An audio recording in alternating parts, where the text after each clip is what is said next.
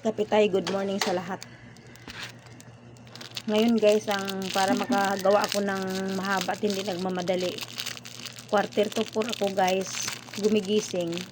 Pag wala akong pasok, matulog na lang ako. Guys, nalala nyo itong pagkain na ito. Ako nung araw guys, tinuturuan ako magnegosyo sa aking mama. Grade 1 pa ako guys, negosyante na ako ng bayabas guys.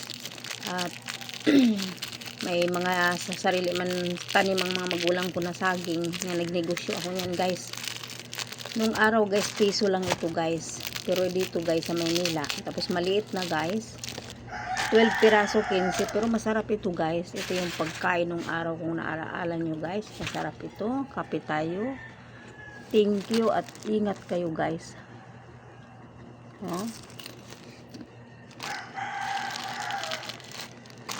Masarap guys,